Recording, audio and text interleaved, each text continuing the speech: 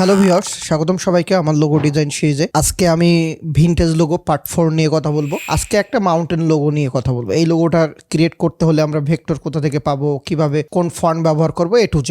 ওকে, তো প্রথমে যদি আমি একটু পিন্টারেস্টে যাই, আপনি মাউন্টেন লোগো দিয়ে সার্চ দিবেন। এখানে বিভিন্ন রকমের লোগো আছে। এই লোগোতে ফন্ট কোনগুলো ব্যবহার হবে সেটা নিয়ে কথা বললে আপনি যে কোনো লোগোই কিন্তু করতে পারবেন খুব সহজে। তো এই লোগোটাকে যদি আমি ওপেন করি, এইটা ওপেন করার পরে কিন্তু আমাকে আবার সাজেশনে আরও অনেক লোগো দিচ্ছে। তো দেখেন, গত ভিডিওয়ে আমি আমার এই ChatGPT দিয়ে দ্বিতীয় যে ভিডিওটা, সেখানে একটা লোগো ডিজাইনের কিন্তু ভেক্টর তৈরি করছিলাম এবং আজকের আবার এটাকে দিলাম। দিয়ে আপনারা যখন কোনো লোগো কপি করতে যাবেন বা কোনো কোম্পানির লোগো সম্পর্কে জানতে যাবেন, অবশ্যই ChatGPTর কাছে দিয়ে আগে জানবেন যে আসলে লোগোটা কেন, কিভাবে, কেমন ধরনের ফন্ট ব্যবহার হয়েছে, A to Z। তাহলে কি হয়, ও একবারে ডিটেলস দেয়। এবং দেখেন এখানে আমার দুইটা মাউন্টেন ব্যবহার হয়েছে, একটা বড় একটা ছোট। আমি তাকে বললাম আমার এই লোগোর জন্য যে ছোট হলো মাউন্টেন এবং বড় মাউন্টেন ব্যবহার হয়েছে তার প্রম্পট দিতে, হোয়াইট ব্যাকগ্রাউন্ডে দিতে, আমি ওইটাকে এই লোগোতে ব্যবহার করব।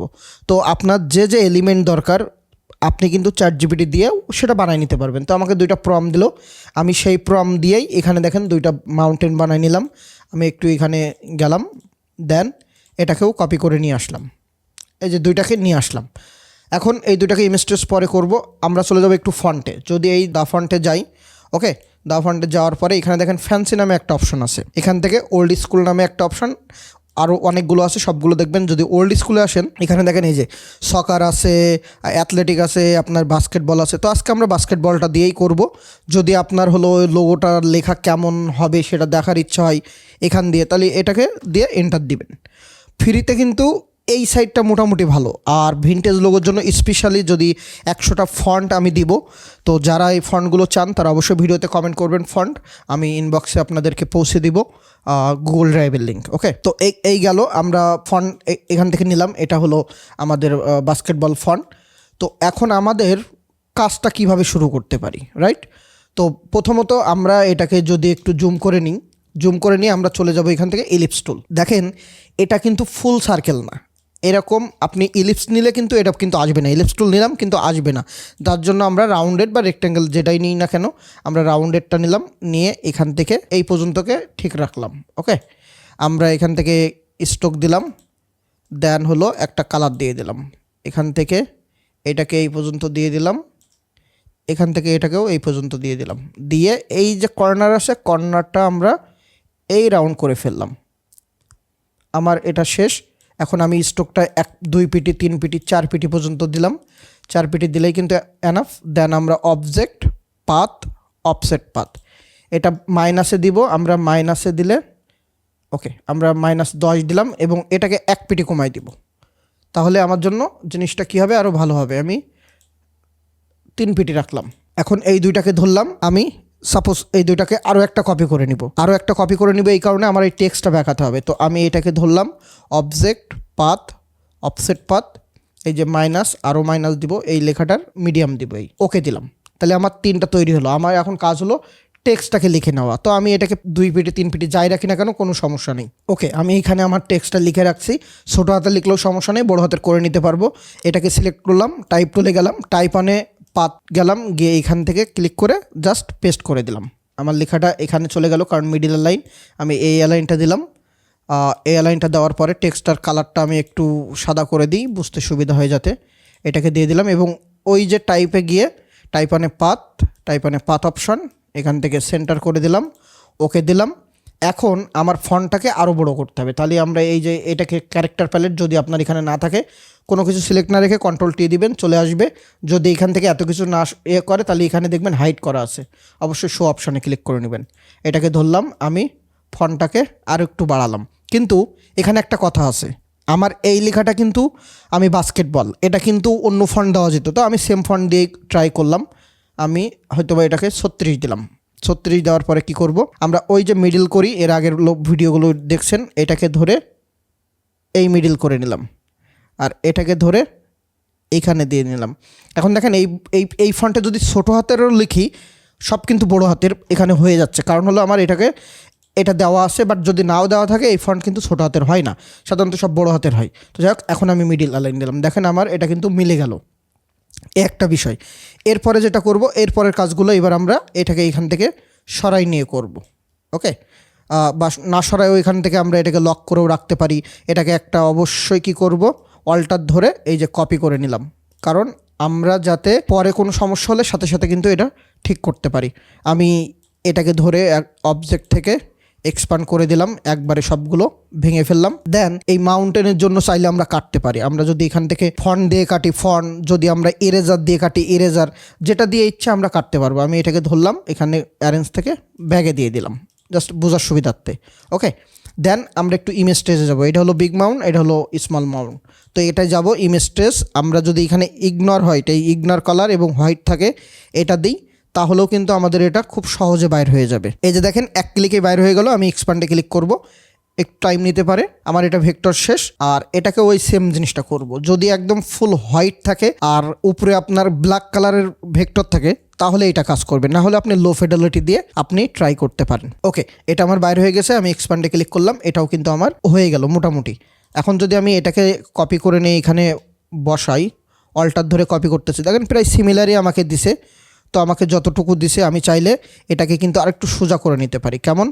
আমি যদি এখান থেকে ইরেজার টুল নিই, এই যে এখান থেকে ইরেজার টুল নিয়ে অল্টার চেপে ধরি, অল্টার চেপে ধরে এইভাবে টান দিই, তাহলে দেখেন এটা আমার একদম বক্স আকারে হচ্ছে এবং আমার সব কেটে গেছে। তাহলে এখন যদি আমি এটাকে এখানে বসাই, ঠিক সেমভাবে এটাকে এখানে না বসাই, যদি আমরা আমাদের যে জিনিসগুলো আছে এগুলোকে টেনে নিয়ে আসি। ওকে, আমি এটাকে টেনে নিয়ে আসলাম, দেন এটাকে এখানে বসালাম, আমার যেভাবে দরকার আমি এটাকে বসালাম। কিন্তু আমি চাচ্ছি এখান থেকে এইগুলো কেটে যাবে। তাহলে কি করব, জাস্ট আমি একটু ঠিকঠাক করে নিব। এটা এতটুকু বাইরে যাবে, তার মানে আমি এখান থেকে চাচ্ছি যে এই পর্যন্ত একবারে থাকবে না, এই যে এ পর্যন্ত থাকবে না এবং এর নিচে পর্যন্ত থাকবে না। ওকে, তাহলে এটাকে আমি সরাই দিতে পারি, এটাকে সরাই দিতে পারি। দিয়ে এইটাকে সিলেক্ট করব, করে ওই যে ইরেজার টুল নিব, নিয়ে আমি এখান থেকে ধরে অল্টার ধরে ক্লিক করার সময় অল্টার ধরে এই যে আমি এটাকে ইরেজ করে দিলাম, একবারে কেটে দিলাম। দেন আমি মাউন্টেনটা এখানে বসালাম। এটার সাথে আমি চাইলে কি করতে পারি, কি অবজেক্ট করে অ্যালাইন করে নিতে পারি যে আমার কতটুকু বসবে। এটাকে আমি যদি আরেকটু ছোটো করি, এই যে আরেকটু ছোটো করলাম, করে আমি চাইলে এটাকে রেখে দিতে পারি। আর ম্যানুয়ালি একটু টেনে কিন্তু বড়ো করে ফেলতে পারি। এরপরে আবার কিন্তু এই এই এই জায়গাটাও কাটবে, এই যে মাউন্টেন লেখাটা এটা দিয়েও কিন্তু কাটবে। তো আমি এটাকে একটু ছোটো করে নিলাম, আমি ক্যারেক্টার প্যালেট এটা সরাই নিই। ওকে ফাইন, আমরা এটাকে ক্রিয়েট আউটলাইন করে ফেলি।